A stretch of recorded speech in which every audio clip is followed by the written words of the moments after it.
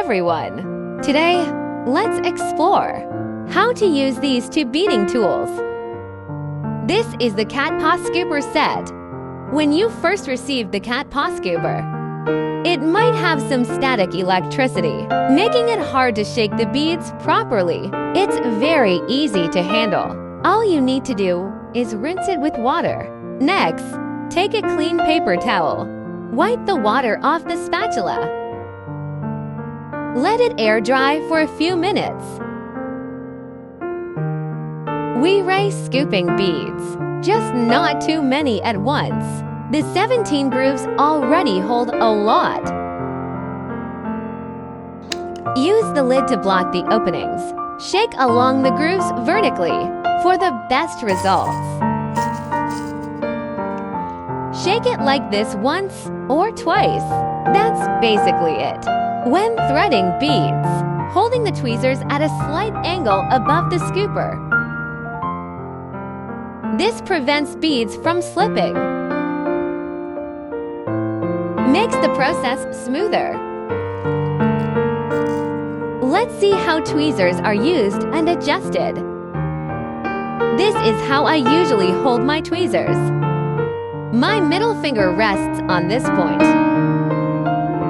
while my thumb presses down here and applies pressure. What about a pair of tweezers that work really well and are super smooth? First step. With the right amount of pressure, listen for this sound. Observe the triangular structure in the center. There's something off about this one. It's obvious. The first contact between the top and bottom isn't aligned with this point in the center. So what should we do? It's very simple. All we need to do is gently pull down on the upturned ones. This step completes the adjustment. In a nutshell, it's about ensuring these two structures align naturally under applied force.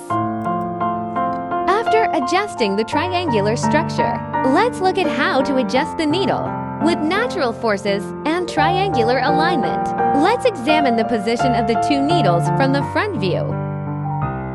Normally, these two needles should be perfectly parallel. Now you can clearly see that the needle is misaligned. So what should we do? Tilt the left needle downward to the left, or adjust the right needle upward to the right.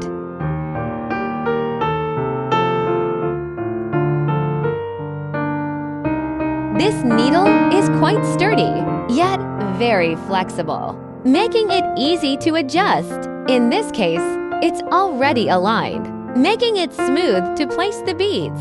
If the beads slide off too easily, you can adjust it the way I did. Press the center of the needle. The front part bends slightly towards the center. Similarly, adjust the other needles as well. After doing this, there is actually a subtle curve. When you ray placing beads, the first two beads will easily touch each other, preventing them from sliding. That's all. Thank you for your patience.